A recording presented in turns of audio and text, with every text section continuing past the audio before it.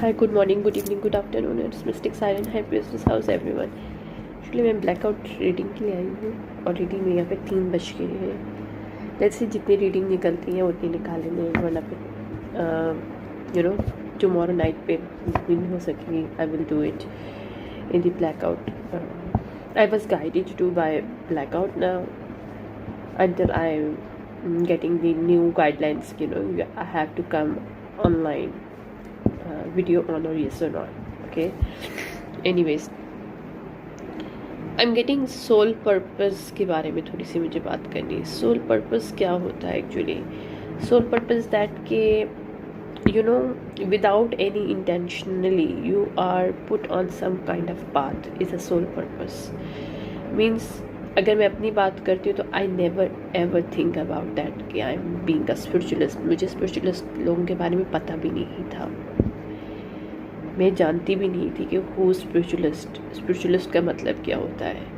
I mean I never in done this, but yes I was very very close to God. Always trust him blindly.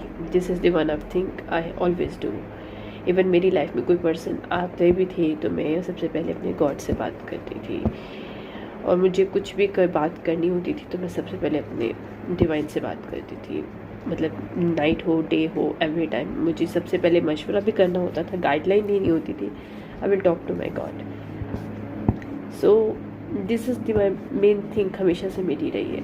मैं बहुत ज़्यादा blindly trust, मुझे डर नहीं लगता था। अगर मैं डिवाइन से बात कर लेती थी तो आई हैव फील पीस कि या ना आई एम फाइन, जो भी होगा बेहतर होगा। ये शुरू से हमेशा मेरा ऑप्टिमिस्टिक एक साइड रही है मेरे गॉड को लेके और मेरी चीज़ों को लेके, मेरे डिवाइन को लेके। लेकिन I never be think about being a spiritualist. I do something,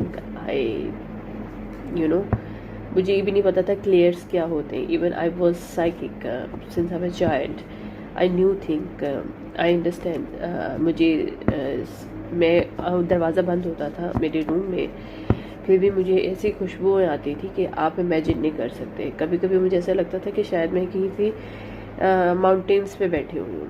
मतलब लॉट्स ऑफ द ब्यूटीफुल जो मुझे खुशबू फ्लावर्स की, फ्लोरा बहुत ज़्यादा मुझे मिलता था, और मीठी खुशबू बहुत ज़्यादा अच्छी आती थी। मतलब sweet fragrance kind of stuff आती थी मेरे पास। इवन मैं जब स्टडी कर रही होती थी तब भी, यानी कि मैं अपनी पेपर की एग्ज़ाम्स की स्टडी करी, मुझे अभी भी अच्छे से याद है कि एक सेकेंड में बताती हूँ।